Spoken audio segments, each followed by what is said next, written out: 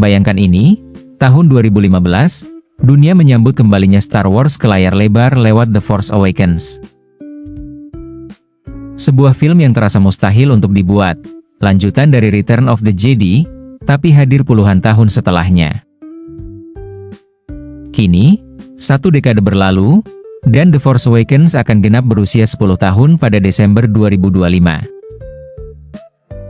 Ini bukan sekadar ulang tahun, ini adalah momen penting, dan layak diperingati dengan cara terbaik, yaitu rilis ulang di bioskop. Sejak awal, Star Wars dikenal sebagai waralaba yang selalu punya tempat di layar lebar. Bahkan film pertama pun dirilis ulang di bioskop hanya 5 tahun setelah tayang perdana. Dan di era modern, tren itu masih kuat.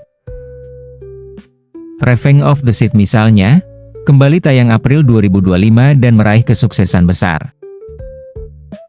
Sementara versi asli Star Wars siap hadir lagi pada 2027, untuk perayaan ulang tahun ke-50. Kenapa The Force Awakens harus ikut menyusul? Karena ini adalah film pertama di era Disney, awal dari generasi baru Star Wars.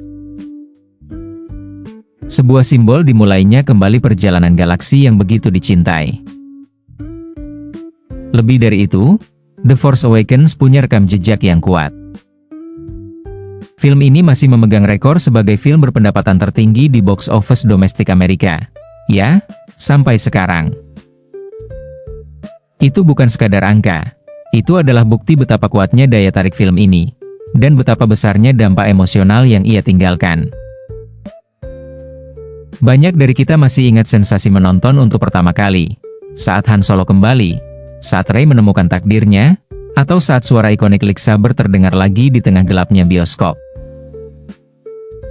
Dan tidak seperti dua sekuelnya, The Force Awakens nyaris lolos dari cibiran internet. Tidak banyak meme sarkastik, tidak banyak kritik pedas. Film ini relatif diterima hangat, dan masih dikenang secara positif oleh banyak penggemar. Jadi, jika Revenge of the Sith bisa meriah saat dirilis ulang, bayangkan apa yang bisa dicapai oleh The Force Awakens. Terlebih lagi, Disney sedang bersiap mengembalikan Star Wars ke bioskop lewat film The Mandalorian and Grogu di tahun 2026. Tapi bagaimana caranya membangun antusiasme kalau penonton sudah terlalu terbiasa menonton Star Wars di layar TV?